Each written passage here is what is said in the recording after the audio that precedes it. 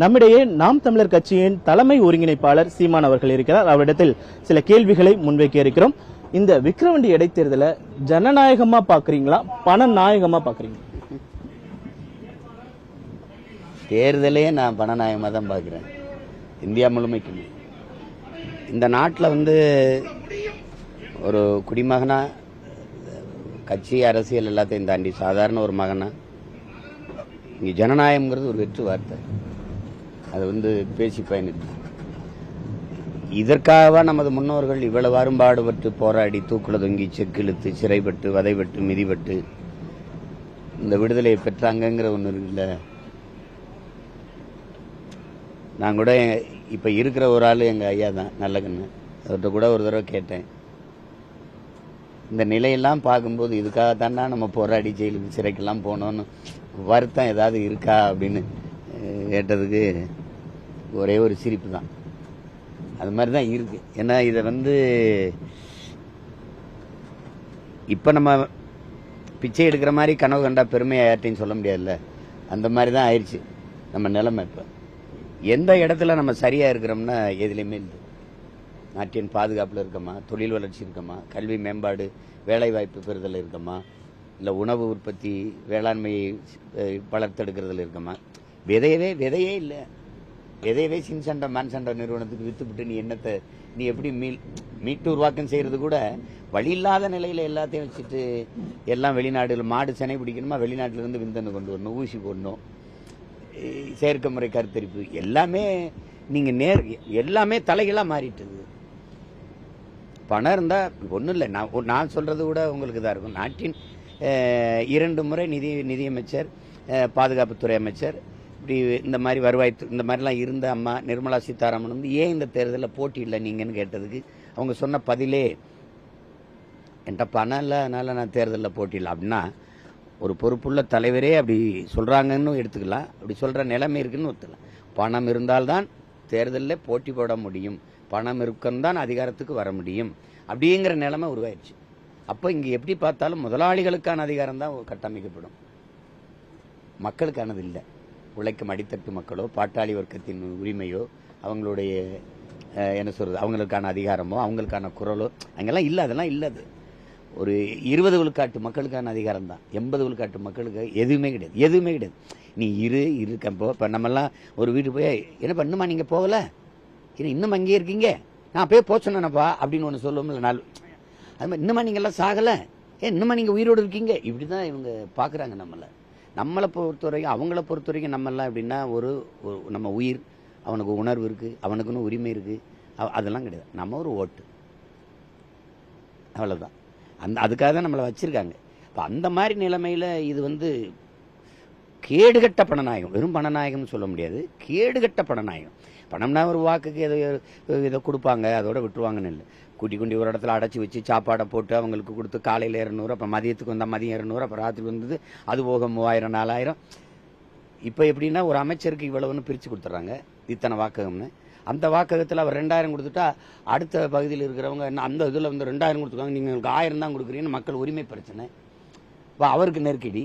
ஒருத்தர் லட்டுக்குள்ளே அவங்க மூக்குச்செல்லாம் கொடுக்குறாங்க, நீங்கள் எங்களுக்கு உண்மை கொடுக்கலையே, வெறும் வேட்டி சேலையோட நிறுத்துறீங்களே. இங்கே அங்கெல்லாம் கறிச்சோறு போடுறாங்க, நீங்கள் எங்களுக்கு ஒரு இதே போடுறீங்கள. இப்படி போட்டி ஓட்டு வேலை செய்கிறாங்க. இதில் லட்டுக்குள்ளே மூக்குத்தி அப்படின்றது புதுசாக இருக்குது. கொடுக்குறாங்கல்ல, லட்டு உருட்டி வர்றதில்ல, அதுக்குள்ளே வச்சு இது பண்ணிடுறேன். மூக்கத்தி வச்சு லட்டை பிடிச்சிட வேண்டியது. இது என்ன பெரிய வித்தையா? இவ்வளோ பிடிக்கணும், அதை பிடிக்க முடியாதா என்ன? நாம் தமிழர் தொடர்ச்சியாக திமுக நாம் தமிழரை தொடர்ச்சியாக எதிர்க்குது. இங்கே களத்தில் நம்ம பார்க்கும்போது நாம் தமிழருக்கும் திமுகவுக்குமான அந்த பிரச்சனை அப்படின்னு சொல்லிட்டு தொடர்ந்துகிட்டே இருக்கு. இதுக்கு என்ன காரணம்? இந்த நிலத்தில் தீ அரசியலின் தொடக்கம் திமுக தான். அதிமுகலாம் கிடையாது. ஹீரோ இல்லாத படத்தில் வில்லனுக்கு வேலை இல்லை, இல்லை வில்லன் இல்லாத படத்தில் ஹீரோவுக்கு வேலை இல்லை, அப்படிதான் நீங்கள் பார்க்கணும். மெயின் வில்லனே திமுக தான். அதுதான் திராவிடம் மாடல், அது இது நாங்கள் பண்ணோம், அது பண்ண பொய்யா பேச்சு தொலைக்கும். அவங்க தான் ஆபத்து. அது எந்த தீய திட்டத்துக்கு நீங்கள் வேறு தேடி போனாலும் அது திமுகவில் தான் இருக்கும். திமுக தலைமை அலுவலகத்தில் இருக்கும், ஐயா கருணாநிதி கையெழுத்தில் இருக்கும். அதனால தான் நீங்கள் எங்களை பொறுத்த வரைக்கும் நாம் தமிழர் கட்சி ஏன் தொடங்கப்பட்டதுன்னு ஒன்று இருக்குல்ல. சாவு, இனச்சாவு, பிணக்குவியல், அதன் மேலே நாற்காலியை போட்டு பதவி அனுபவிச்சுட்டு இருந்தாங்க. எங்கள் சாவை சகித்துக்கிட்டாங்க. எங்கள் வீழ்ச்சி எங்களுக்கு ஒரு தேசம் அடைகிறது, ஒரு தேசிய விடுதலையை நசுக்குனாங்க. அப்படிதான் பார்ப்பேன். ஒரு தமிழனா என் இனத்திற்கான விடுதலையை நசுக்கிட்டான். ஆனா என் நிலத்திலே மானங்கட்டு போய் ஓட்டு கேட்கிறான். எங்க மக்களும் ஓட்டு போட்டு ஜெயிக்க வச்சிடறாங்க. அதுக்கு காரணம் யாருன்னா திமுக. இனத்தை கொன்ன காங்கிரஸ் தூக்கி சுமக்கிறது யாருன்னா திமுக. அது தேவைன்னா சொல்லு. ஈழத்தமிழர்களுக்கு ஒண்ணுமே செய்யல, அதனால நாங்க வெளியில வந்துட்டோம். இப்ப எல்லாம் செஞ்சுட்டாங்களா? கூட செஞ்சுட்டீங்க. எல்லாமே சந்தர்ப்பவாதம். லெலின் சொல்றாருல, ஒரு இறுதி இலக்கை மறந்து விட்டு, லட்சியத்தை மறந்து விட்டு, தற்காலிக தேவைக்காக சமரசம் செஞ்சு கொண்டு போறதைத்தான் நான் சந்தர்ப்பவாதம்னு சொல்றேங்கிறாரு. அதுதான் இவங்க செய்யறாங்க. இந்த தேர்தல் வெற்றிக்காக எதையும் விட்டு கொடுக்க தயாரா இருக்காங்க. கேட்டா அந்த பதவிக்கு வந்துட்டு இந்த பதவி வச்சுக்கிட்டு என்ன செய்யறது? இந்த ஒண்ணுமே செய்ய முடியாத பதவிக்கு எவ்வளவு போராடுறீங்க, எவ்வளவு போட்டி போடுறீங்க, எவ்வளவு பணத்தை கொட்டுறீங்க? அதான கேட்க வரும். அதனால நாங்க இவங்களை ஒழிக்காம நல்ல அரசியலை உருவாக்க முடியாதுன்னு என்னோட பற்றறிவு, கற்றறிவு எல்லாத்தையும் நான் சொல்றேன். என் பட்டறிவு, கற்றறிவு எல்லாத்திலையும் சொல்றேன். இந்த கட்சி ஆட்சி முறையை ஒழிக்காம நீங்க இந்த நாட்டின் நல்ல அரசியலை உருவாக்கவே முடியாது. இப்ப பிஜேபி வளருது ஒரு மதவாத ஆற்றல்னா காரணம் இவங்க தான். சீமானுக்கு ஓட்டு போட்டா பிஜேபி வந்துரும். நீங்க 3 தேர்தலா பொருள வந்துருச்சு. 3 தேர்தலாவும் அவர் தான் இருக்கிறாரு. இங்க அவரே அவர் தலைமையில ஒரு கூட்டணி அமைக்கிற அளவுக்கு வளர்த்து விட்டது நீங்க தான். நீங்க ஒரு ஆண்மகன் வீரன் என்ன பண்ணணும்? நேர்மையான பாரதிய ஜனதாவுக்கு போடாத, அது பாசிச சக்தி, அது ஒரு மதவாத ஆற்றல், அவன் வளரக்கூடாது, அப்படிதான் நீ பேசணும். எனக்கு போட்டா அவன் வந்துருவான்னு சொன்னா இப்படி, எனக்கு போட்டா நான் தானே வருவேன். என் வீட்டுல சுவிட்ச போட்டா உன் வீட்டுல இப்படி லைட் எரியும். இது என்ன மாதிரி திராவிட ஃபார்முலால இதெல்லாம் வருதா? எப்படி இருக்கு பாருங்க, கொடுமை. அதனால நாங்க எதிர்த்து மோதி அழிக்கணும்னு நினைக்கிறோம். அவ்வளவு ஒரு டஃப் கிடையாது. எங்க வேலையை நாங்க செஞ்சுக்கிட்டே போனாலே அதுவே விழும். அதிமுக வாக்குகள் எங்களுக்கு தான் கிடைக்கணும்னு சொல்லிட்டு திமுக அமைச்சர் ஏவா வேலு உட்பட மூத்த அமைச்சர்களே பேசுறாங்க. ஏன்னா எங்க கட்சியில இருந்து பிரிஞ்சு போனவர் தான் எம்ஜிஆர். அதனால அதிமுக ஓட்டு எங்களுக்கு தான் போடுவாங்க அப்படிங்கிறாரு.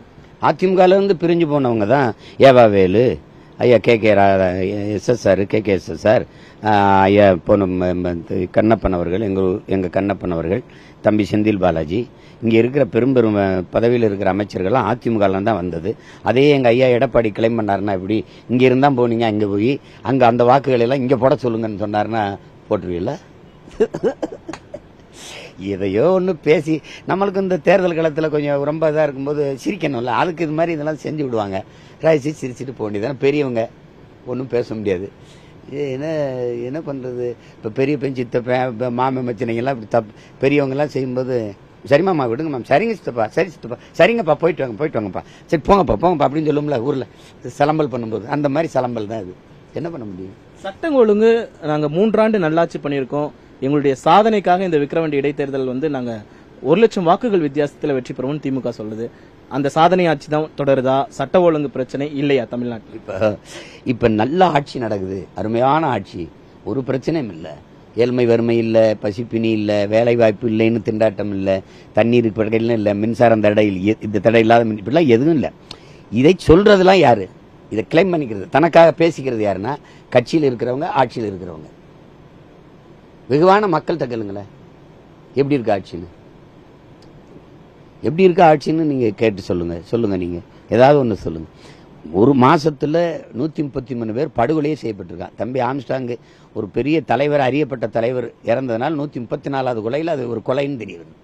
இதுவரைக்கும் சாராயம் குடிச்சு செத்த அறியப்படாத மரணங்கள் இருக்குல்ல, அவங்கெல்லாம் பெரிய புகழ்பெற்றவர்கள் இல்லை, சாதாரண குடிகள். அந்த மரணத்தை ஒரு பெரிய ஒரு மரணத்தை வச்சு அந்த ஒற்றை மரணத்தை நிகழ்த்தி இந்த மரணத்தெல்லாம் மறைஞ்சு போச்சு. இப்போ பார்த்தீங்கன்னா ஆம்ஸ்டாங்கிட்டே நிற்கிறோம், இதை விட்டோம். அது பழைய பிரச்சனை, அது விடுப்பா. அது இப்போ இதை பேசுப்பா. 10 கோடு இருக்கும்போது இந்த கோடெல்லாம் சின்ன கோடை ஆக்குறதுக்கு பக்கத்தில் ஒரு பெரிய கோடு போடுறான்னு சொல்லுவான்ல. இந்த மரணங்கள் எல்லாம் சாதாரண மக்களுக்கு பெரிய மரணத்தை நிகழ்த்திட்டா முடிஞ்சு போச்சு. அதான் ஆம்ஸ்டாங் மரணம் திட்டமிட்டு நிகழ்த்தப்பட்டதுன்னு சொல்றீங்களா? திட்டமிட்டு தானே நிகழ்த்திருக்காங்க. இத்தனை மணிக்கு இருப்பாரு, 1 வருஷமா பின்பற்றி இந்த இடத்துல நிற்பாருங்க, வெட்டிடுவோம், ஆயுதமற்று நிராயுத பண்ணியிருப்பாரு, கூட யாரும் இருக்க மாட்டாங்க. இந்த இடத்துல போய் நம்ம சுகி சுமோட்டா மாதிரி போய் உணவு கொடுக்க போற மாதிரி போய் அப்படி வெட்டிடுவோங்கிறது திட்டம் இல்லையா? அது ஃப்ரீ பிளான். காவல்துறை தான் அடுத்த 3 மணி நேரங்களிலேயே குற்றவாளிகளை கைது பண்ணியிருக்காங்க. இப்போ 3 பேர் அடுத்து கைது பண்ணியிருக்காங்க. அப்போ உங்களுக்கு இன்னும் போலீஸ் மேல ஒரு நம்பிக்கை வரலையா? காவல்துறை மேல எனக்கு பெரிய மதிப்பும் நம்பிக்கையும் உண்டு. ஆனா இந்த செயலில் அவங்க கைது பண்ணல, அவங்க சரணடைஞ்சிட்டாங்க. சரணடைஞ்சவங்க தான் அந்த இடத்துல கொன்னாங்களாங்கிறது உங்களால் உறுதிப்படுத்த முடியுமா?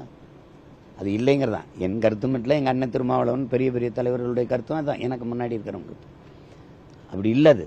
அதுதான் காவல்துறை சொல்றதுல ஒரு சின்ன வருத்தம் என்னன்னா, நாங்கள் 3 தடவை அவரை எச்சரித்தோம், உங்களுக்கு உயிருக்கு அச்சுறுத்தல் இருக்கு அப்படிங்கிறது. அது எச்சரிக்கிறதல்ல காவல்துறை இல்லை, அதை கண்காணித்து பாதுகாக்கிறது தானே. அதுக்கு தானே காவல்துறைன்னு வச்சிருக்கோம். அந்த இடத்துல தடுமாறிட்டாங்கன்னு தான் நான் காவல்துறை மேலே பெருப்பு மதிப்பிச்சிருக்கேன். அதனால தான் நான் இந்த காவல்துறை மேலே நம்பிக்கையில் சிபிசிஐடிக்கு மாத்துறேன், சிபிஐக்கு மாத்துறேன்லாம் வெறுப்பாகிறது காரணம் அதுதான். என் ஆளுக்கு என்ன பிரச்சனை? அவனுக்கு வேண்டியது கட்டுப்பாடற்ற சுதந்திரம். நீ எவனா இருந்தாலும் கண்டுபிடின்னு. பெருந்தலைவர் காமராஜர் சொந்த அம்மாவை கொல்லி வைக்கும்போது அக்கா மகன் ஜவஹரை கைது பண்ணிட்டீங்களான்னு கேட்கிறாரு. அவர் ஒரு குற்றச்செயலில் ஈடுபட்டார், அவரை கைது பண்ணிட்டீங்களான்னு கேட்கிறாரு. அக்கா மகனை அந்த மாதிரி தலைமை. என் பெத்த மகனா இருந்தாலும் தவறு. நீங்க தங்க பதக்கம் படத்துலனா கைதட்டி ரசிக்கிறீங்க. வால்டர் வெற்றிவேலு அண்ணன் சத்யராஜ் உடன் பிறந்த தம்பியை கொன்னா கைதட்டி ரசிக்கிறீங்க. அதே இதை நிஜத்துல நிழல்ல வந்தா ரசிக்கிறீங்க, நிஜத்துல வந்தா வெறுக்கிறீங்க. எப்படி இது? எவனா இருந்தாலும் தவறு தான் சொல்லணும். அப்படிதான் தமிழர் அறம் இருந்திருக்கு, ஆட்சி முறை இருந்திருக்கு. அப்படி இல்லை. இப்போ பொதுமக்கள்கிட்ட இருந்து நிதி உதவி கேட்டுதான் சீமான் கட்சி நடத்துகிறார் அப்படின்னு சொல்லிட்டு, ஆனா அவருக்கு வேற எங்கிருந்தோ பணம் வருகிறது, அதான் இத்தனை கூட்டங்கள் இவ்வளவு செலவு பண்ணி எப்படி அவரால் இந்த தேர்தல் முன்னெடுப்புகளை எடுக்க முடியுது, பிரச்சாரத்தை நடத்த முடியுது அப்படின்ற ஒரு கேள்வியை திமுக, பாமக உள்ளிட்ட அனைத்து கட்சிகளுமே வைக்கிறாங்க. இது அவங்கள என் கட்சியில சேர்ந்துட சொல்லுங்க. சேர்ந்துட்டா எங்கிருந்து பணம் வருதுன்னு தெரியும். இப்போ அண்ணன் ஒரு கேள்வி கேட்கிறேன், எங்கிருந்தோ பணம் வருதுன்னு தெரியுதுல்ல, எங்கிருந்தோ பணம் வருதுன்னு கண்டுபிடிச்சிட்டீங்க. அது எங்கிருந்து வருதுன்னு கண்டுபிடிக்க உங்களுக்கு எவ்வளவு தாமதமாகுது? இதை 15 வருஷமா சொல்லிட்டு இருக்கிறீங்க. நீங்க தான். இப்ப நான் இந்த அரசுகளை கடுமையாக எதிர்க்கிறேன். என்ன அளவுக்கு யாரும் சண்டை போடல. என்னையே ரைடு விட்டவங்க ஏன் இன்கம் டேக்ஸ் ரைடு, இடி ரைடு என் வீட்டுக்கு விடல, என் கட்சி என் பிள்ளைகளுக்கு விடலை? ஏன்னா தெரியும் அவங்களுக்கு. உங்களுக்கு புரியுதுன்னு நினைக்கிறேன். உங்களுக்கெல்லாம் அமலாக்கத்துறை வருது, வருமான வரித்துறை வருது, ஏன் இதுக்கு தேசிய புலனாய்வு மையம் வருது, ஏன் அப்படி?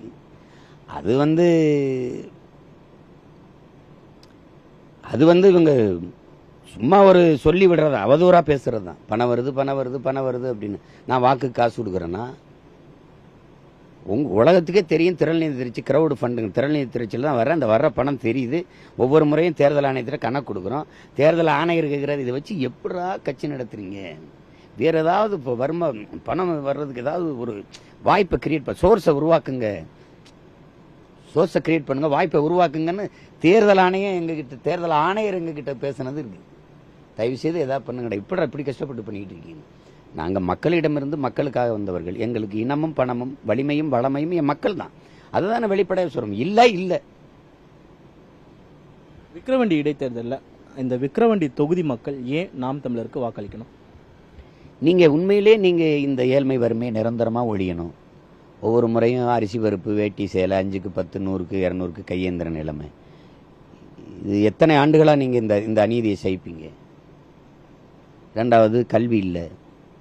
தரமான கல்வியை கொடுக்க அரசால இயலலை. தண்ணீரை கொடுக்க முடியல, வேலை வாய்ப்பை கொடுக்க முடியல, மின் உற்பத்தி விநியோகத்தில் முறையா இல்லை, சாலை போடுதல் பராமரித்தல இல்லை, உணவு நஞ்சாயிருச்சு. இதுவரை நிகழ்வு இந்த அரசு உன் கண் முன்னாடி உன் வளங்கள் களவு போய்கொண்டே இருக்கு. மணல் முடிஞ்சிருச்சு, இப்ப மலை மணல் போய்கொண்டிருக்கு. ஒரு மனிதனுக்கு 422 மரம் சராசரி ஆவரேஜ். இங்க 28 மரம் தான் இருக்குதுன்ட்டு அரசே சொல்லுது. 28 மரம் இருக்கான்னு நம்ம எண்ணி பார்க்கணும். புவி வெப்பமாகுதுன்னு சொல்ற, ஆகுதான் நீ ஆக்கிட்டியா? பல கேள்விகள் இருக்கு. நீங்க உண்மையிலேயே இந்த நாடும் மக்களும் நல்லா இருக்கணும், ஒரு நல்ல ஆட்சி வரணும், இந்த மண்ணை மக்களை பேரன்பு கொண்டு நேசிக்கிற பிள்ளைகள்கிட்ட ஆட்சி அதிகாரம் வரணும் அப்படின்னா நீங்க எங்களுக்கு தான் வாக்கு செலுத்தணும். நீங்க தற்காலிக வறுமையை பாக்குறீங்க. 500 ரூபா கொடுத்தா 2 நாள் தான் சாப்பிடலாம். நான் நிரந்தர வறுமையை ஒழிக்கணும்னு நினைக்கிறேன், பசியை ஒழிக்கணும்னு நினைக்கிறேன். வேலை இல்லைங்கிற வார்த்தையை என் தேசத்தின் பிள்ளைகள் சொல்லக்கூடாது.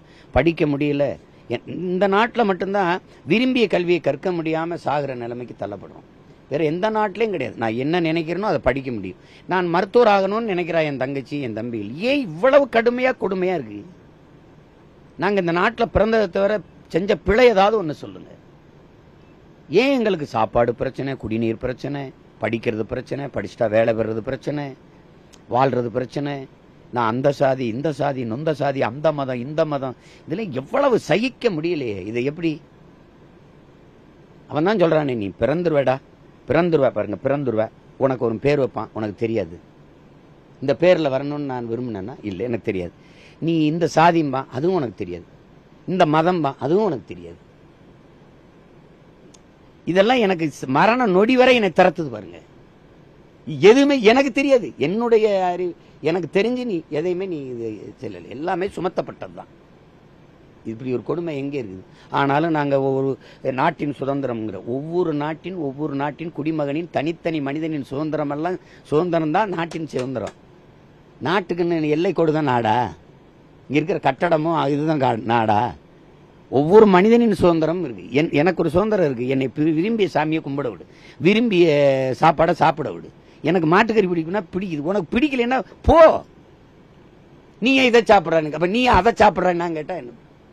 நீ உன் அரசியல் உணவுல, என் உடையில, நான் கும்பிடுற சாமியில வெக்கமா இல்ல உங்களுக்கு? என்னைக்கிட்ட அந்த சாதி மதம் அந்த சாமியை விட்டு வெளியில வருவீங்க? சாதி மதம் சாமியை பற்றி பேசிட்டு மக்களை பற்றி என்னைக்கிடா சிந்திப்பான்?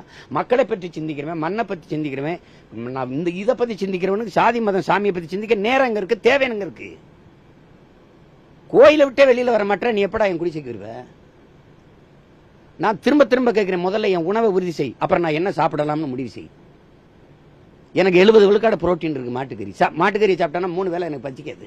நான் அதே ஸ்டாமினாவோட இருப்பேன். என்ன நீ இவ்வளவு சுத்துற, இத்தனை கிலோமீட்டர் போற, அங்க போற, இங்க போற, ஆனாலும் பேசும்போது ஒரு துளி அந்த அந்த என்ன சொல்றது, அந்த உணர்ச்சி, அந்த எமோஷன் டிராப் ஆகாம அதே இதுல பேசுறியே எப்படின்னா மாட்டுக்கறி தான் காரணம். எப்படி அதே 2 மணி நேரம் பேசினாலும் அதே டெம்போல பேசுறாங்க, அதே வழி அதே இதுல பேசுறானே, அப்படி சோர்வடையில இது வரல எப்படி பேசுறான்னு மாட்டுக்கறி தான் சாப்பிட்டு பாரு. எனக்கு என்ன பிடிக்குதோ அதான தம்பி சொன்ன. நீ அவனை பன்னிக்கறி சாப்பிட சொல்லுவியா? என்னைய சொல்ல நான் சாப்பிடுறேன். உனக்கு மாட்டுக்கறி பிடிக்கல, அவனுக்கு பன்னிக்கறி பிடிக்கல, அடுத்தவனுக்கு ஊட்டி விடுறதில்ல என் வேலை. விரும்பினா சாப்பிடணும். எனக்கு இது பிடிக்குது வாங்கி தரனா வாங்கி கொடுக்கணும், அது என் பிறவி கடமை. எனக்கு பிடிக்கல, நான் பன்னிக்கறி சாப்பிட மாட்டேன். பன்னிக்கறி சாப்பிட என் சகோதரன் விரும்ப வாங்கி கொடுப்பேன். நான் மாட்டுக்கறி சாப்பிட மாட்டேன், அவன் விரும்ப நான் வாங்கி கொடுப்பேன். அதுதான் வால்டேர் சொன்னதும் பெரியார் சொன்னதும். வால்டேர் என்ன சொல்றாரு, உன் கருத்துல எனக்கு உடன்பாடுல முரண்படுறேன், ஆனால் உன் கருத்தை சுதந்திரமா சொல்றதுக்கான உரிமை இருக்குல்ல, உயிரை கொடுத்தா பெற்றுத்தரேன், இதான் கருத்து சுதந்திரம். பெரியார் அதான் சொல்றேன், எங்க கோயில்ல எதுக்கு கோயில்ல அவனை கொட்டி போயிருந்தேன், இவன் எதுக்கு உள்ள நுழையணும்னு நீ போராடிட்டு இருக்க? உனக்கு தான் சாமி இல்லை, சாமி இல்லை கடவுள் இல்லைங்கிறது என் உணர்வு, உள்ள போய் கும்பிடணுங்கிறது அவன் உரிமை. அவன் உரிமையை போராடி பெற்றுக் கொடுக்க வேண்டியது ஒவ்வொரு மனிதனுடைய கடமை. அதை நான் செய்யறேன், அதை தான் நான் இப்ப செய்யறேன். அவனுக்கு என்ன வேணுமோ விடுப்பா. உன் மதம் உயர்ந்தது வழிவிடு, என் மதமும் உயர்ந்தது வழிவிடுப்பா, போப்பா. அதானே தம்பி, இந்த கோட்பாட்டை நாட்டை ஆளுகிற தலைவர்கள் புரிஞ்சுக்கணும். சொன்னவன் எவனும் எளிதானும் இல்லை, பெருந்தலைவன் பேரறிஞர். நீங்க பேரறிஞர் அறிவாசான் அண்ணல் அம்பேத்கரை தாண்டி இங்க ஒருத்தனும் இந்தியாவில் பெரிய அறிவு சிறந்த ஒருத்தனும் கிடையாது. நான் யாருக்கு அடிமை இல்லை, எனக்கு யாரும் அடிமை இல்லை. இதுதாங்க ஒவ்வொரு மனிதனும் ஏற்றுக்கொள்ள வேண்டிய கோட்பாடு. பெரியார் என்ன சொல்றாரு, உயர்ந்த சாதி என்று எண்ணிக்கொள்கிற பெருமக்களே, உங்களுக்கு கீழே தாழ்ந்த சாதி யாரும் இல்லைன்னு எண்ணிக்கிட்டீங்கன்னா சமூகத்துல பிரச்சனை இல்லை. இவ்வளவுதான்.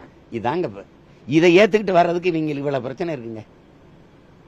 என்ன என் தம்பி கூட வெற்றி அந்த அசூரில் சொன்ன ஒரு மொழியே பேசுறோம், ஒரே மழை, ஒரே காற்று, ஒரே நிலம், என்னத்துக்குடா சண்டை, என்னன்னு வருது? கொடுமை கொடுமை.